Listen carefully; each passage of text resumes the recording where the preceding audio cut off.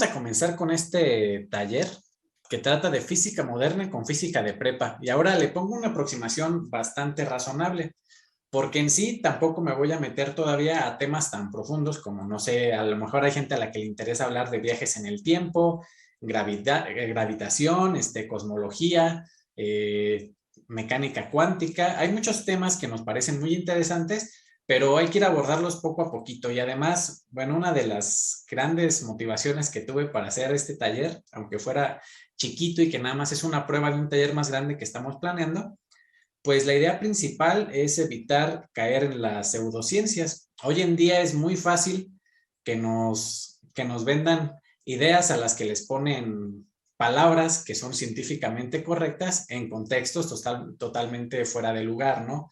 Entonces, por ejemplo, nos hablan de un cambio cuántico de conciencia. Y bueno, ¿qué relación tiene eso de cambio cuántico de conciencia con las cosas que en realidad se están estudiando? Nos hablan de cosas como, no sé, viajes en el tiempo, ¿no? Y de relatividad. Pero al momento que nos hablan de relatividad, nos están dejando un gran sesgo de información, porque nada más dicen relatividad así como así. Y para empezar, ahí está la relatividad de Galileo, la relatividad de Einstein, y no nos dicen a qué tipo de relatividad se están refiriendo o si simplemente se refieren a un concepto que es más de lo que nosotros pensamos por dos cosas que sean relativas, ¿no? Y no en realidad al concepto físico. Pero ellos utilizan la palabra para sonar que tienen un fundamento científico y a partir de ahí construir un, un panorama que nada tiene que ver con el área. Entonces, resulta que nosotros aprendemos física en la prepa y esa física que aprendemos son los fundamentos con los que después se puede construir la física moderna. Y de hecho, es de lo que vamos a platicar. En general, muchas veces lo que vemos en los cursos de preparatoria nos parece hasta cierto punto aburrido, ¿no? Y en gran parte es porque sentimos que esos temas que nos interesan tanto, como otra vez cosmología, relatividad, mecánica cuántica, parecen como que están muy alejados de lo que nos están enseñando en la prepa. Y entonces nos metemos a ver videos de divulgación y entendemos muchas cosas y aprendemos muchos conceptos, pero nuevamente, la divulgación a mí me encanta, de hecho muchas de las cosas que hago van en torno a la divulgación, pero al final no me gusta del todo solamente hacer divulgación porque siento que caemos en un punto en el que también nos dejamos un poquito ligados los dos conocimientos, lo divulgamos de una forma que parece muy sencilla, o bueno, que sea sencilla y entendible para todo el público y que la gente sea atraída a estudiar este tipo de ciencia, pero además es importante que conozcan qué es lo que se está haciendo y cómo es que se llegan a esos conocimientos. Entonces, para eso hay que encontrar cierta relación entre la mecánica que nos enseñan en prepa, por ejemplo, aquí la segunda ley de Newton, que recordemos que esta segunda ley de Newton escrita de esta forma no está del todo completa, y a lo mejor no siempre vemos la relación que eso puede tener con temas como gravedad, relatividad, mecánica cuántica, a lo mejor no vemos cuál es la diferencia o cómo podemos pasar de un concepto a otro, ¿no? O, por ejemplo, el principio de incertidumbre. Ahora, nuevamente, a nosotros nos enseñan a hacer un montón de ejercicios de tiro parabólico, pero resulta que si nosotros los aplicamos en la realidad, o sea, si nosotros queremos mandar un cohete a la luna simplemente con lo que sabemos de tiro parabólico, vamos a tener ahí cierto sesgo de información. Por otro lado, preferimos aprender sobre temas o escuchar sobre temas, como por ejemplo el del gato de Schrödinger, ¿no? O por ejemplo el de la relatividad, o qué nos dice la ecuación de Dirac, cosas como esa. Pero resulta que nuevamente, si nosotros simplemente nos quedamos en el principio de incertidumbre visto desde una aproximación divulgativa, pues nos quedamos con un sesgo de información muy grande. Y para empezar, pues tenemos que creer la forma en la que llegan a ese conocimiento y después la forma en la que lo explican, pues se entiende fácil. Pero las ideas, eso es lo bonito de la ciencia y de la física, ¿no? Que las ideas son fáciles de entender, los conceptos, en su mayoría estamos familiarizados con ellos. La cuántica, por ejemplo, y la relatividad, como vamos a ver, son formas de entender la naturaleza que parten desde un pensamiento poco intuitivo.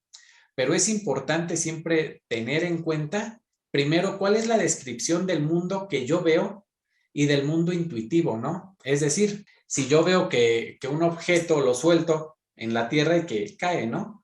porque está sujeto a las leyes de la mecánica de Newton. Tiene la aceleración de la gravedad y yo puedo encontrar cuál es la posición de este lapicero en cada punto de la trayectoria o en cada tiempo o para cada punto yo puedo decir cuál es su velocidad, su posición. Si me dicen en qué tiempo se va a encontrar en tal lugar, yo lo puedo decir. Y para eso me sirve la cinemática, para eso me sirve la dinámica, cuando yo conozco cuál es la fuerza que está actuando. Pero resulta que la mecánica cuántica tiene una aproximación un poquito diferente, porque tenemos que hablar sobre probabilidad. No exactamente tenemos que hablar de la ubicación de un objeto. Y además hay otro tema importante, que es el tamaño que nosotros estamos definiendo para los objetos que vamos a estudiar. Entonces, como nosotros vivimos en cierta escala de longitud y nuestra visión y el mundo que nosotros podemos entender, el mundo con el que interactuamos, tiene que ver con esa escala de longitud, pues entonces conviene primero entender cómo se ve el mundo en la escala en la que vivimos. Ya después podemos ver qué pasa en una escala más grande, como una escala cosmológica, o una escala más chiquita, como una escala cuántica. Pero primero es importante entender nuestro mundo físico, que sí podemos observar de manera sencilla, para posteriormente entender el mundo desde una forma más profunda, desde ideas diferentes. En una charla anterior platiqué con los que estuvieron en esa charla o taller divulgativo, un poquito sobre un tema interesante, ¿no? En el que platicábamos que Newton vio que se cae una manzana y su pregunta fue ¿por qué la luna no se cae? Entonces, que esta pregunta puede sonar un poco curiosa e incluso simple. O sea, si un niño viene y me pregunta ¿por qué la luna no se cae? La respuesta más fácil de un adulto es pues porque así son las cosas, ¿no? Pues porque así es, ahí está y ahí se queda y no se va a caer. Pero pues un niño hace preguntas más interesantes porque un niño está descubriendo el mundo. O sea, un niño tiene los ojos de un científico en realidad. Entonces el niño pregunta, bueno, pero pues si suelto una manzana se cae, si suelto cualquier cosa se cae, la luna que se ve que es mucho más grande, ¿por qué no se cae? O sea, ¿qué está pasando? Y resulta, bueno, pues ya platicando, uno le puede explicar a un niño que resulta que la luna sí se está cayendo, pero lleva suficiente velocidad como para hacer la trayectoria completa otra vez. Entonces, en realidad la luna siempre está cayendo. Lo que platicábamos era que la luna se mueve, lleva cierta velocidad tangencial, ¿no? Porque está haciendo este giro. En este momento, la luna trataría de moverse hacia afuera, o sea, de salir escapada de la Tierra, pero debido a la fuerza de gravedad, es decir, debido al efecto de que está cayendo, se dirige al centro de la Tierra y entonces intenta escapar, pero la Tierra la regresa. Luego aquí intenta escapar, pero la Tierra la regresa. Entonces, es un juego que tiene ahí entre la velocidad que lleva y el hecho de que está cayendo o la atracción gravitacional, ¿no? Ahora, les platicaba hace rato que nos cuentan mucho sobre relatividad, pero la idea principal aquí es que la relatividad se conoce desde mucho antes, ¿no? La relatividad viene pues de hecho desde Galileo, y el primer principio de relatividad en física lo conocemos así como principio, como relatividad de Galileo. Tiene que ver con la suma y resta de velocidades. Ahorita vamos a ver más a fondo cómo encontramos esta suma y resta de velocidades. Pero el efecto es el siguiente.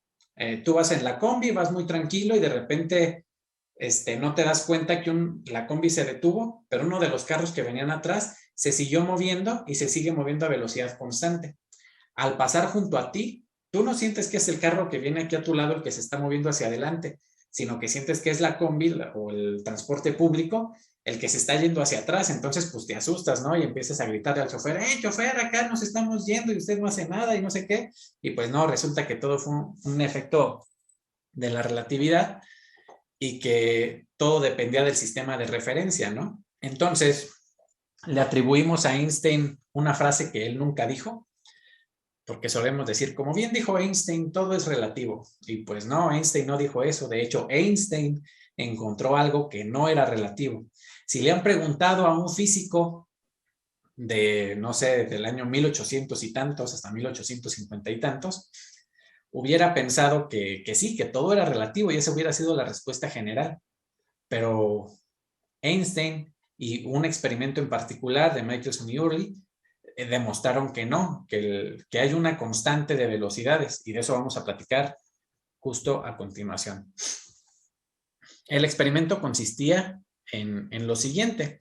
Se medía la velocidad de aproximación de la luz hacia la Tierra en dos momentos: cuando la Tierra se aproxima al Sol y cuando la Tierra se está alejando del Sol. Entonces aquí la luz del Sol siempre se está propagando en todas las direcciones a la velocidad de la luz en el vacío, ¿no?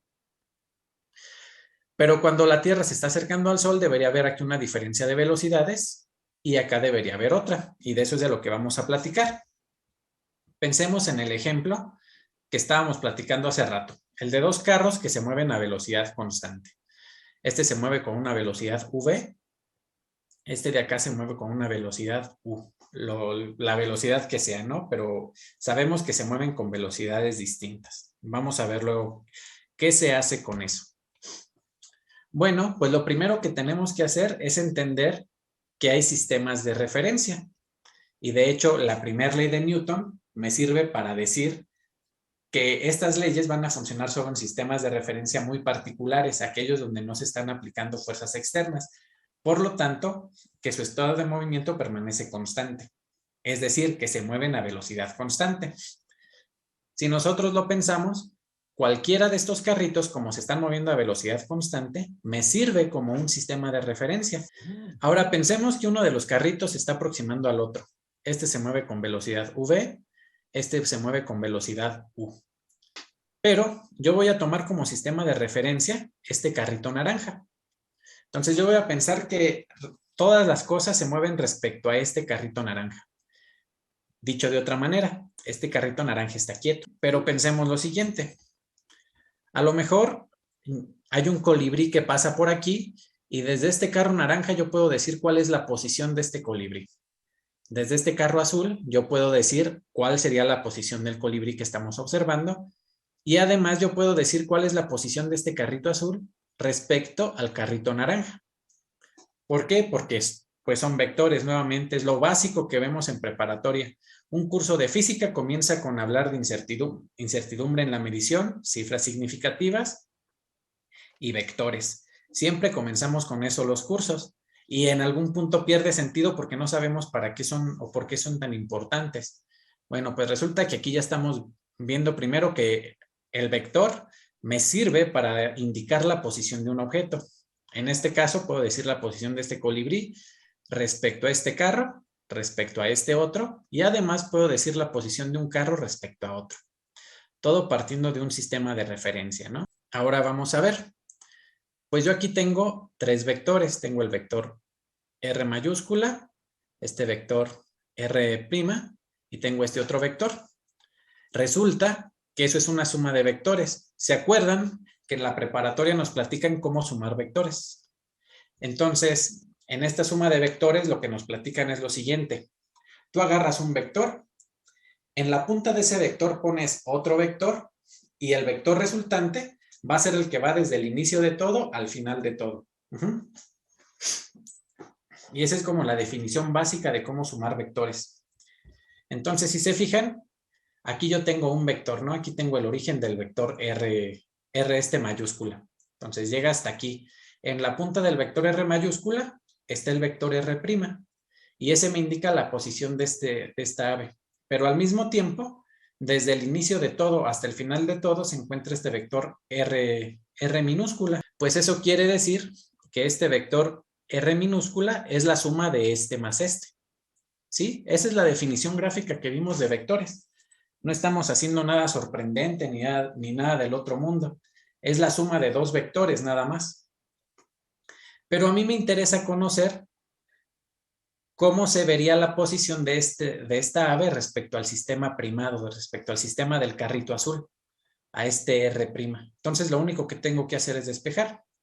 Si aquí R mayúscula está sumando, pasa del otro lado restando, y es lo que obtenemos aquí. Entonces ya puedo decir cuál es la posición del pajarito este con R', ¿no? Ahora, un poquito más complejo que eso, pues cada uno de esos vectores yo le puedo poner su ubicación, ¿no? Puedo decir dónde está X, dónde está y dónde está Z. X, Y, Z es la ubicación de este vector R sin primar, ¿no? Entonces, nada más como recapitulando rápidamente, el vector R sin primar es la posición del ave respecto al carrito naranja. Entonces, tiene coordenadas X, Y, Z. Las que sean, que eso sean. O sea, a lo mejor es 1 metro en X, 2 metros en Y, 5 metros en Z o menos 5 metros en Z. Ahorita no interesa. Lo que me interesa es nada más lo siguiente. Yo puedo decidir las coordenadas de esta ave o de este colibrí en términos de los valores que tenga en X, en Y y en Z. Nuevamente, física, lo básico de prepa, ¿no? Un vector. También puedo decir cómo se va a estar moviendo este carrito respecto al carrito naranja con esta velocidad U, porque este carrito va a tener una posición que va a ser X. Pensemos que cuando el tiempo era igual a 0, estos dos carritos iban en el mismo lugar, pero luego se empezó a mover con cierta velocidad. Y pues ahora va a tener una posición que va a ser, nosotros sabemos que la velocidad es igual a distancia entre tiempo. Entonces la distancia que ha avanzado va a ser igual a la velocidad por el tiempo, es decir, a U por T. Esa va a ser la posición de este vector R. Y como vemos, va a ir cambiando con el tiempo. Entonces, nuevamente, la posición en X, Y, Z me representa la posición de este pajarito en el vector respecto al carrito naranja. Menos R mayúscula, pero R mayúscula no es otra cosa que la velocidad del sistema de referencia, es decir, del carrito naranja por el tiempo. Entonces es U por T. Y como son paralelos, es decir, van sobre el mismo camino, pues entonces en X y en Y la posición debe ser 0, ¿no? Mientras que para el sistema primado, que yo no conozco cuánto vale, sé que las coordenadas deben ser X', Y' y Z'. Todavía no conozco sus valores. Pero lo que sí sé es que para un vector yo debo restar coordenada por coordenada, es decir, la X' de esta R' va a ser igual a X menos U por T. La Y' de este R' debe ser Y menos 0, es decir, resto coordenada por coordenada. Y la Z' de este R' tiene que ser igual a Z menos 0. Nuevamente resté coordenada por coordenada. ¿Y qué obtuvimos? Pues que X' era igual a X menos U por T, que Y' era igual a Y y que Z' era igual a Z. Eso lo obtuvimos a partir de este resultado de aquí. Nuevamente, estoy haciendo suma de vectores nada más. Me sigo manteniendo en lo más básico. Y ahora, ¿qué pasa si yo derivo esta respecto al tiempo? Esta de aquí la vamos a derivar. La derivada de X' respecto al tiempo va a ser la velocidad de X', pero resulta que la velocidad de X' yo ya la conozco. Bueno, la velocidad con la que esto se está moviendo, este R' es el que tengo que encontrar, ¿no? Sería B'. Y ahora, la derivada de X respecto al tiempo es una cantidad que conocemos, porque de hecho siempre nos lo dicen. La velocidad va a ser igual al cambio de la posición respecto al tiempo. En el límite, ese cambio es la derivada de la posición respecto al tiempo. Entonces, aquí la derivada de este va a ser la velocidad con la que este X cambia. Y este X cambia según con la velocidad con la que se mueve este sistema de referencia, es decir, la velocidad del primer carrito naranja, es decir, V. Aquí, como esta U es constante, la derivada de todo esto sería 1 nada más y me queda solo la U viviendo ahí. Entonces, la velocidad de cambio de este sistema primado sería la velocidad V menos U. Este signo menos obedece a que los dos carros se están moviendo en la misma dirección. Si un carro se estuviera moviendo respecto al otro, este signo debería cambiar y se vuelve un signo positivo, ¿no? Entonces ahí habría suma de velocidades. Eso es lo que nos dice la relatividad de Galileo. Si los autos se acercan entre sí, se suman las velocidades. Si se alejan entre sí, la velocidad con la que uno se acerca al otro tiene que ver con la resta de esas velocidades. A eso le conocemos como principio de relatividad de Galileo. Eso, aplicado al experimento que les platiqué hace rato, da como resultado lo siguiente. Resulta que en el experimento de hace ratito, en en el que medimos la velocidad de aproximación de la luz, no se vio ninguna diferencia, es decir, la velocidad de la luz era exactamente la misma sin importar si la Tierra se estaba acercando o si se estaba alejando. Es decir, no se cumple el principio de relatividad de Galileo. Los científicos de esa época, pues, les molestaba un poquito este resultado porque la relatividad de Galileo se cumplía se cumplía en todo, salvo en este experimento, ¿no? Para resolverlo, pues llegó don Albert Einstein y lo que hizo fue utilizar una transformación diferente. Las transformaciones que estábamos utilizando aquí me permiten trabajar en sistemas no relativistas, es decir, cuya velocidad es mucho más bajita que la velocidad de la luz. Pero aquí, un punto interesante es que Einstein encuentra la forma de que si la velocidad de la luz debe ser una constante, pues entonces lo que yo tengo que hacer es fijarme en cómo hacerle para cambiar las posiciones y los tiempos, ¿sí? Entonces tendremos que estar jugando por ahí con esas dos cantidades. Nuevamente, si quiero que la velocidad de la luz sea constante, entonces lo que debe estirarse o contraerse son la longitud, es decir, el espacio y el tiempo. De otra forma, no tengo manera de asegurar que haya un límite de velocidades aquí. Estas transformaciones que Einstein introdujo, pues en realidad ya existían, se conocen como transformaciones de Lorentz. Y él solo las aplicó para explicar cómo se puede deformar el tiempo y el espacio mismo. Entonces, a partir de estas transformaciones, es que nosotros podemos trabajar con partículas que se mueven o con objetos que se mueven a la velocidad de la luz o a velocidades muy cercanas. Ahora, todo esto es muy bonito, ¿no? Pero al fin del día son matemáticas. Yo tengo un amigo que me solía decir que si no había una forma de verificar que lo que decimos es cierto, pues entonces estamos haciendo ciencia ficción, ¿no? O sea, ¿qué diferencia hay entre esto y hablar, por ejemplo, de, no sé, Star Trek o Star Wars? Pues no puedo asegurar muchas cosas, dado que no tengo las herramientas para hacer el experimento. Pero descubrirán que los científicos y los físicos en particular son personas muy peculiares que nos gusta hacer trampa en todo y encontrar el camino fácil y la solución más interesante. Les voy a platicar del misterioso caso de Benjamin Muon. Estas partículas que nosotros conocemos como muones son muy interesantes y les voy a platicar por qué. Primero, la partícula fue descubierta en 1936 en experimentos de radiación que estaba llegando de fuera del planeta Tierra. Entre las partículas que se generaban y que llegaban hasta la corteza terrestre se encontró una muy, muy particular que tenía carga eléctrica, pero no era ni un electrón ni un positrón. A esa partícula se le conoció como muón y se encontró que era una partícula fundamental, pero tenía un problemita chiquito, y es que el tiempo de vida de esa partícula se midió y se encontró que era de 2.2 microsegundos, es decir 2.2 por 10 a la menos 6 segundos. Y se podía mover a velocidades relativistas, es decir, velocidades muy cercanas a la velocidad de la luz.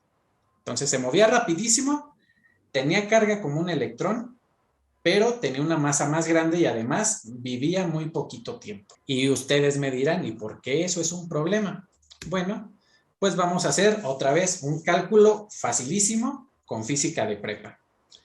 Yo sé que la velocidad es igual a la distancia sobre el tiempo, ¿no? Eso lo vimos todos en preparatoria. Y luego aquí para encontrar la distancia que puede viajar un muón, lo único que tengo que hacer es despejar. Este tiempo está aquí dividiendo, pasa del otro lado multiplicando. Y entonces la distancia que puede viajar el muón es, aquí voy a asumir que viaja a la velocidad de la luz. Fíjense, todavía le estoy dando ahí chance. Le digo, bueno, vamos a pensar que no te mueves a una velocidad cercana a la de la luz. Vamos a decir que te mueves a la velocidad de la luz. Entonces, ¿qué distancia puedes recorrer antes de morir? Es decir, antes de que tu tiempo de vida se acabe.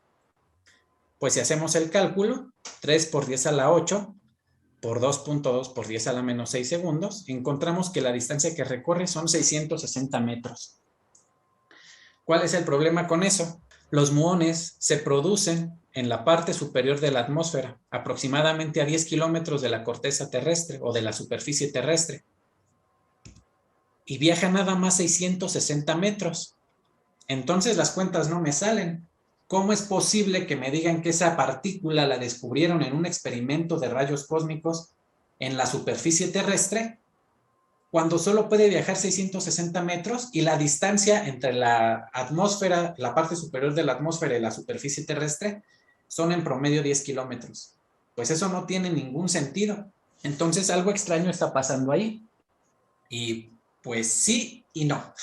Resulta que lo extraño es que no estamos tomando todas las consideraciones adecuadas. Por ejemplo, hay que pensar que la partícula en cuestión se está moviendo a velocidades relativistas. Es decir, el tiempo de vida medido en la Tierra, este T', no es necesariamente el tiempo que nosotros parados en el sistema de referencia del muón, es decir, si yo me moviera junto al muón, vería que este vive durante más tiempo.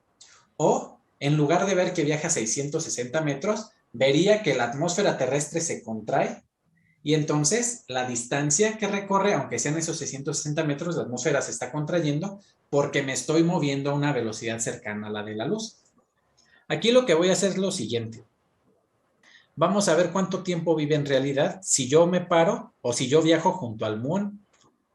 Resulta que esto que está aquí está multiplicando este tiempo, que es el tiempo que yo quiero conocer. ¿Cuánto tiempo vive el muón respecto al sistema de referencia de movimiento del muón? Esto que está aquí está multiplicando, pasa del otro lado dividiendo. Aquí se me fue un T', aquí debería estar. Este es el tiempo de vida medido en la Tierra, ¿no? Y este es el tiempo de vida medido respecto al muón. Si yo hago las cuentas, lo único que tengo que hacer es sustituir. Aquí es 0.998 por C. Esta C se me ve con la de acá abajo. Y al momento de meter todo a la calculadora, ya la calculadora mágica me da el resultado. Entonces, si yo voy viajando junto al muón, no voy a vivir nada más 2.2 por 10 a la menos 6 segundos. Voy a vivir 3.48 por 10 a la menos 5 segundos. Ahí se me fue el menos en el exponente. Pero debería ser 3.48 por 10 a la menos 5 segundos. Es decir, un orden de magnitud más que el que esperábamos. Es decir, en lugar de vivir 0.00006 segundos, vive 0.0005. Ahí no parece mucho, pero si hablamos de dinero, no es lo mismo que es un cero de diferencia, ¿no? No es lo mismo que me den 100 pesos a que me den 1000. Entonces, esos ceros tienen cierta importancia. Y si nos vamos a niveles más grandes, no es lo mismo que me den 100,000 a que me den 1,000,000. Entonces, hay que tomar mucho en cuenta esos ceros de diferencia cuando estamos hablando de las magnitudes y del orden de las cantidades. Entonces, con este nuevo tiempo que calculamos, podemos ver que hacemos el cálculo otra vez. Entonces, la velocidad del muón es igual a la distancia que recorre entre el tiempo. La velocidad que recorre, ahora sí me pongo estricto. Ya no le digo que le doy chance de que se mueva la velocidad de la luz. Le digo, no. Tú te mueves a 0.998 la velocidad de la luz. Pero vives este tiempo. Vamos a ver. ¿Cuánta distancia alcanzas a recorrer antes de decaer o de morir? Alcanzas a recorrer 10,419.85 metros, es decir, aproximadamente 10 kilómetros. Por eso podemos observarlos en la Tierra. Visto desde ese punto de vista, si yo viajo a la velocidad, cercano a la velocidad de la luz, yo veo como que el tiempo se detiene, se hace más lento. Y al mismo tiempo que veo que el tiempo se hace más lento, veo que las cosas, que el espacio en el cual me encuentro se contrae. Eso es lo que yo vería. Imagínense ustedes ir en un carro y empezar a moverse a una velocidad cercana a la de la luz y ver como si las calles que están a su alrededor se contrajeran. Eso básicamente es lo que estaríamos observando. Entonces, así por sorprendente e interesante que parezca, eso es lo que sucede. Y este experimento del tiempo de vida del muón es una prueba tangible de que los efectos relativistas importan y que además permiten entender qué es lo que está pasando. Nuevamente, no importa si algo contradice mi sentido común. Lo que importa es lo que yo veo en la naturaleza. Ahora, otra historia interesante en la historia de la ciencia es el descubrimiento de una partícula muy difícil de detectar. A los físicos últimamente nos han tachado de conservadores, pero no es cierto. Solo nos gusta que se conserven ciertas cosas. Entre ellos, la energía, el momento lineal, el momento angular, otras como la carga, el color, el número bariónico, número leptónico, etc. Entonces, estas leyes de conservación son las que a mí me permiten saber un poquito más a fondo cómo se comporta la naturaleza o cómo la puedo describir. Hay de dos tipos, las cinemáticas que tienen que ver con el movimiento, por ejemplo, la energía, el momento lineal, el momento angular, o las dinámicas que tienen que ver con simetrías internas del sistema. Aquí, por ejemplo, está la carga, el color, el número bariónico, son ejemplos de números que se tienen que conservar, por ejemplo, acá, y acá son cantidades que se tienen que conservar. De que la carga se tiene que conservar, nos la platicaron en la prepa, ¿no? Incluso nos dijeron que por eso los átomos tenían la carga del núcleo tenía que ser positiva, entonces por eso tenía neutrones y tenía positrones, ¿no? Y bueno, tenía protones, no positrones, tenía protones. Y por otro lado, los electrones estaban alrededor del núcleo y la carga que tenía yo en el núcleo más los electrones tenía que dar cero, porque los átomos son neutros en general, ¿no? Nos gusta que la materia sea neutra.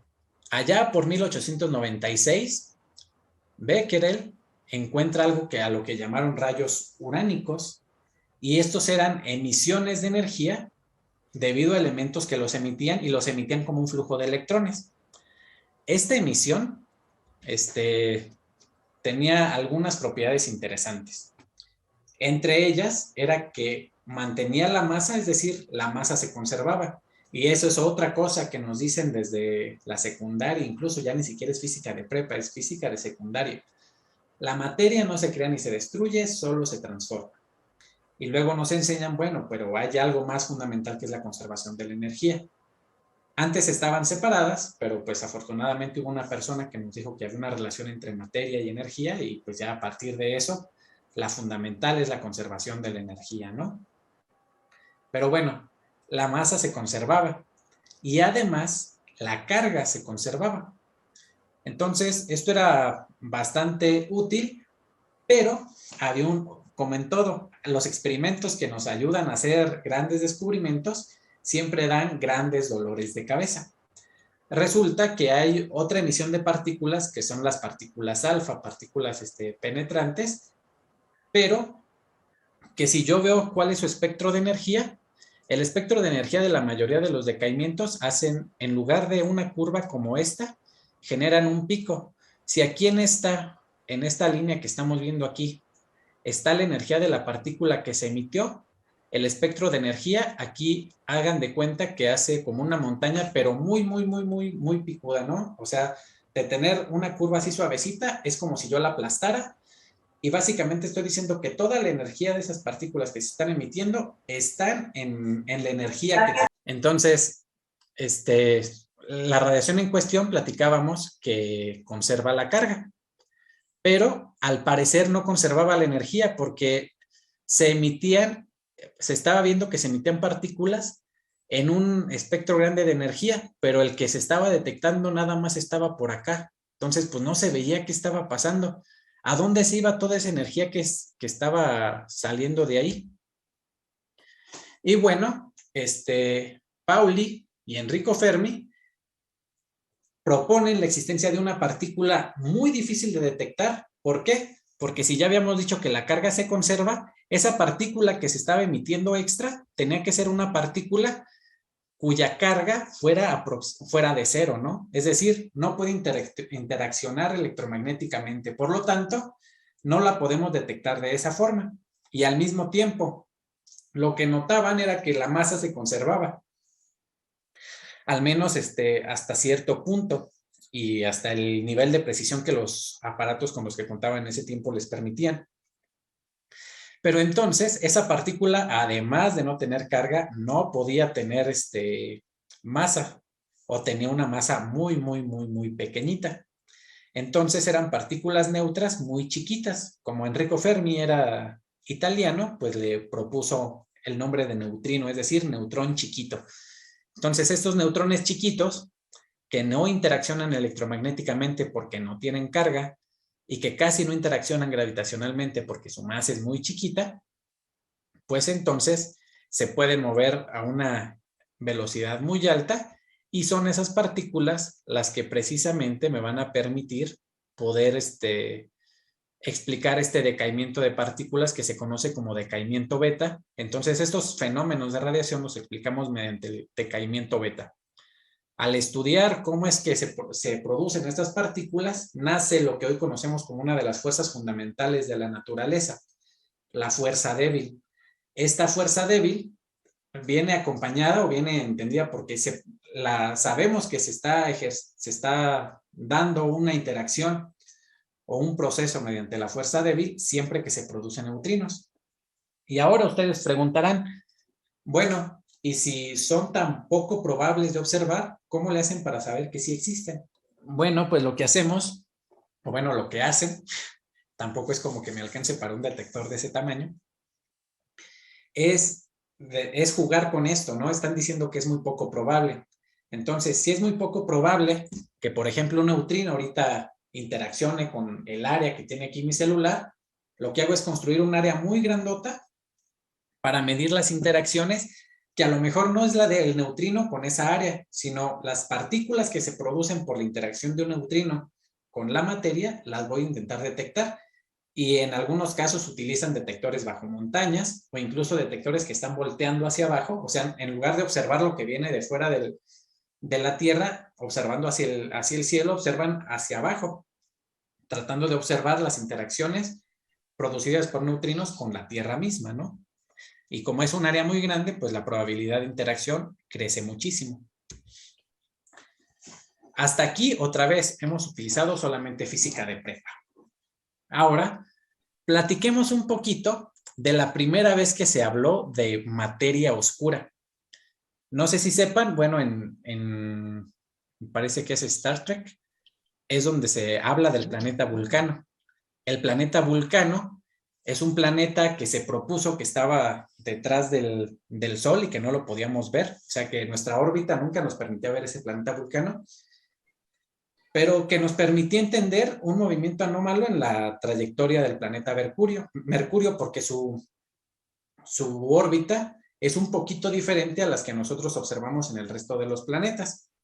¿Por qué se proponía esto? Bueno, porque en 1800 y pico se descubrió el planeta Neptuno, ¿no? ¿Cómo se descubrió? Porque precisamente otro planeta, en este caso Urano, tenía una trayectoria un poquito atípica, tenía una órbita que no correspondía al universo elegante que le llamaban en ese tiempo. Es decir, se trataba de encontrar cómo eran las órbitas debido a la interacción de todos los demás planetas. Pero Urano en particular tenía una trayectoria un poquito curiosa, por lo que hubo astrónomos que dijeron que esa trayectoria se debía a la existencia de un planeta que todavía no se había descubierto y predijeron cuál era su órbita. Entonces, era un planeta que no podían observar más que por sus interacciones gravitacionales. Posteriormente, observando en la zona donde dijeron que tenía que estar esa órbita y que tenía que estar ese planeta, encontraron el planeta Neptuno. Entonces, esto lo convierte, como por la definición de materia oscura, en el primer planeta oscuro. Hoy sabemos que no está formado de materia oscura, pero la historia me permite empezar a entender qué es lo que dice la materia oscura. Nuevamente, esto va a tener que ver con conservación de la energía, pero para poder hablar de esta historia del planeta Neptuno, me parece que necesitaríamos un poquito de más tiempo y otro taller. Ahorita con Noé estamos planeando posteriormente hacer un taller completo tipo diplomado, donde explicamos todos estos temas, materia oscura, conservación de la energía, la historia del átomo, principio de incertidumbres e incluso experimentos que tengan que ver con mecánica cuántica para explicar principio de incertidumbre y algunos otros efectos cuánticos, como el efecto el experimento de la doble rendija, ¿no? Entonces, pues bueno, para quien esté interesado, pues que nos siga en nuestras redes sociales, puede seguir a Noé en la página, bueno, en su Instagram, por ejemplo, y a mí me pueden encontrar en YouTube, me encuentran como David Rivera, nuevamente busquen David Rivera y algo de física, ya sea David Rivera óptica, David Rivera física, lo que sea, porque por ahí tengo un tocayo que le hace a la divulgación, pero de la religión. Entonces es un poquito más famoso que yo y habla de otros temas, pero bueno, entonces si les interesó, pues por ahí vamos a estar al pendiente. No sé si tengan alguien por ahí alguna pregunta. Ahí tengo que aclarar, es una aproximación bastante razonable. ¿Por qué? Porque no vamos a estar hablando exactamente de los fundamentos matemáticos tal cual, pero primero tenemos que ir aproximándonos de lo que ya sabemos hacia donde queremos llegar. Va a haber puntos intermedios que no cuadren del todo todavía porque las matemáticas son un poquito más avanzadas o un poquito más robustas, pero el entendimiento sí lo podemos tener. Y además nos lleva un pasito más adelante de la divulgación, porque la divulgación, como ya les había platicado, hay puntos donde no se pueden meter con tanta profundidad porque no sabemos si entendemos bien lo de vectores, si entendemos bien lo de cinemática, pero, o lo de conservación de la energía, pero si son temas que ya estamos viendo en preparatoria, yo creo que conviene empezar a platicarlos con los alumnos para evitar luego ser víctimas de la pseudociencia, donde agarran un tema científico o un nombre que suene bastante moderno, no sé, como relatividad, y entonces decir, ah, bueno, o nada se mueve más rápido que la luz, y ya decir, ah, bueno, es que si nada se mueve más rápido que la luz, es porque todos somos luz. Entonces, en el mismo momento en el que hablamos de luz, estamos hablando de todos, y como todos somos observadores, ya la mecánica cuántica nos dice que eso afecta a la realidad.